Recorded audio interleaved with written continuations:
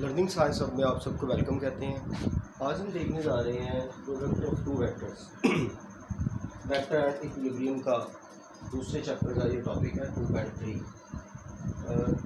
कहता है there are the two types of product of vectors.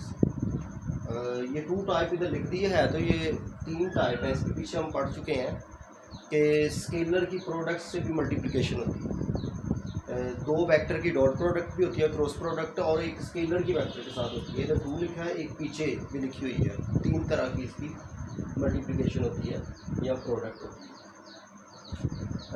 इधर दो तरह की पढ़ेंगे हम। सबसे पहले देखने लगे हैं स्केलर प्रोडक्ट। ठीक है, जब हम स्केलर प्रोडक्ट की बात करेंगे तो स्केलर प्रोडक्ट होता क्या है। हमने ले लिए दो वेक्टर ए और बी, और उनके दरमियान जो मिनिमम एंगल थीटा है, ठीक है, ये डॉट प्रोडक्ट हमेशा हमें कोस थीटा देता है। ठीक है, डॉट प्रोडक्ट में हमारे पास कोस थीटा क्यों आता है, ठीक है, आइए देखते हैं।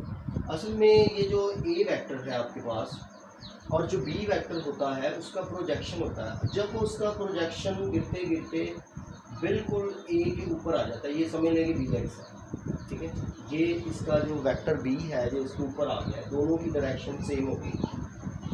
तो इसके साथ कोस थीटा कैसे आता है। ए डॉट बी होता है कि ए जो फर्स्ट वेक्टर है उसकी तो मैग्नीट्यूड है, लेकिन जो सेकंड वेक्टर बी होता है magnitude of component of B x.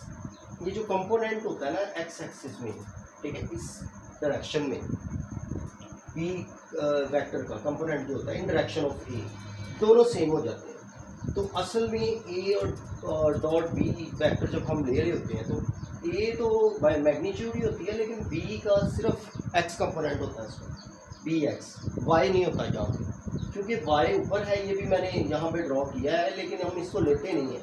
इसको मैंने क्रॉस कर दिया, यहाँ इसको लेते नहीं है। ठीक है, इसको लेते हैं हम क्रॉस प्रोडक्ट में, क्योंकि वहाँ डायरेक्शन होती है। यहाँ डायरेक्शन बिल्कुल भी थीटा ने मूव नहीं किया।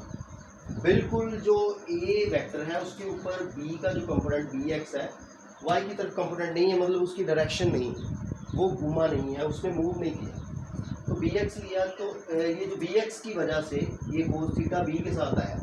ये जो बी कोस थीटा है या कि बी एक्स है, ये ए की डायरेक्शन में है। ठीक है, ये वाला डायरेक्शन ऑफ ए की डायरेक्शन में, तो इसलिए हम इसको ए डॉट बी को ए बी कोस थीटा लिखते हैं। ठीक है, और इधर मैग्नीट्यूड नहीं होती है। ठीक है, इसीलिए दो वेक्टर जो होते हैं दोनों वेक्टर ही होते हैं, और उनकी जब मल्टीप्लाई करते हैं तो उनकी कोई जवाब स्केलर क्वांटिटी कोई नंबर आता है और उसके साथ डायरेक्शन शामिल नहीं होती, तो ये होता है स्केलर प्रोडक्ट। आइए इसकी करैक्टरिस्टिक्स की बात करते हैं, हम इसकी खसूसियात की बात करते हैं, हम इसकी प्रॉपर्टी की बात करने लगे हैं कि ये क्या होता है। सबसे पहले कहता है scalar product is commutative. Commutative एक प्रॉपर्टी है मैथमेटिक्स की। पहले भी मैंने जिक्र किया है कि मैथ के बगैर फिज़िक्स नहीं चलती, बल्कि साइंसेस में रीढ़ की हड्डी की हैसियत रखता है मैथ। तो सबसे पहली जो प्रॉपर्टी है ये मैथ की प्रॉपर्टी है। इसमें कहता है कि स्केलर प्रोडक्ट जो है वो कम्यूटेटिव है। कम्यूटेटिव का मतलब है कि ए डॉट बी और बी डॉट दोनों का आंसर सेम रहेगा। आप ये कह लें ए बी कोस थीटा लिख लें या बी ए कोस थीटा लिख लें, दोनों ही दुरुस्त है, दोनों ही ठीक है। हमने एग्जाम्पल ली है, ए वेक्टर लिया है और बी वेक्टर लिया है, और उसके हमने कंपोनेंट देखे हैं। ठीक है, ये उसके एक्स वाई जी में उसके कुछ नंबर लिखे हुए हैं। इसमें हमने दोनों को किया मल्टीप्लाई, क्योंकि आई से आई को मल्टीप्लाई करेंगे 2 तो डॉट 3 हो जाएगा, और इसी तरह जे को जे से किया, के को के से किया, फिर हमने उनको मल्टीप्लाई करने के बाद हमने उसको प्लस किया तो जवाब 7 आया। इसी तरह बी ए किया तो जो पहले 2 डॉट 3 था 3 डॉट 2 लिख लिया, क्योंकि वो पहले आएगा। आई वाला जे और के जो है अपना जो यूनिट वेक्टर है उनको मल्टीप्लाई किया तो हमारे पास जो जवाब आया उसका भी 7 ही आया। मतलब ये साबित हो गया कि A dot B dot A के ही इक्वल होता है। जब हमने इसकी अब सेकंड जो करैक्टरिस्टिक्स है, सेकंड प्रॉपर्टी की तरफ हम जाते हैं तो हम देखते हैं कि कहता है कि म्यूचुअली परपेंडिकुलर वेक्टर इज 0।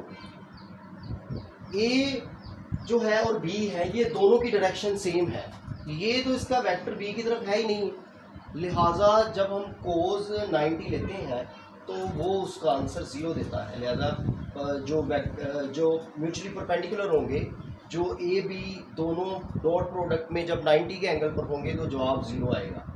लिहाजा ऑलवेज आई जे, ये परपेंडिकुलर होते हैं, आई जे, जे के आई, ये हमेशा ज़ीरो जो है आंसर देंगे। तीसरी करेक्टरिस्टिक्स की बात करें अगर हम, तो कहता है अगर टू जो पैरेलल वेक्टर्स हैं तो उनका जवाब हमेशा कोई ना कोई जवाब होगा उसका। क्यों? वजह ये है कि आई और जे ये दोनों ही जवाब आई कर लें, आई और आई, ये इसका इज इक्वल टू 1 होता है जब हम मल्टीप्लिकेशन करते हैं, ये जो यूनिट वेक्टर होते हैं दोनों, ठीक है। अगर आई जे जो मुख्तलिफ है दो, वो ज़ीरो हैं तो सेम का जवाब जो होगा वो 1 होगा, वो कोई आंसर आएगा। तो हमेशा जो है पैरेलल वेक्टर उनका आंसर आएगा, उसकी मैग्नीट्यूड होगी, क्योंकि 0 डिग्री पे बी एक्स जो उसका कंपोनेंट है और ए, ये दोनों सेम डायरेक्शन में हैं और ये कोई स्केलर क्वांटिटी हमें देंगे। चौथी प्रॉपर्टी है कि अगर सेल्फ कोई वेक्टर ए है और उसको खुद से ही मल्टीप्लाई कर दिया है तो वो दोनों सेम है, तो ज़ाहिर है ए डॉट ए जो है स्क्वायर बन जाएगा और इसके साथ cos थीटा आएगा, वो क्योंकि सेम डायरेक्शन में है तो ए स्क्वायर उसका जवाब आएगा, ठीक है। उसकी मैग्नीट्यूड स्क्वायर में आएगी, ठीक है। सेम जो कोई वेक्टर है उसको खुद के साथ ही सेल्फ प्रोडक्ट अगर उसकी ले ली जाए तो। पाँचवें नंबर पे जो प्रॉपर्टी है ये भी इम्पोर्टेंट है, कहते हैं ए बी को अगर हम कंपोनेंट में लिख लें, ठीक है।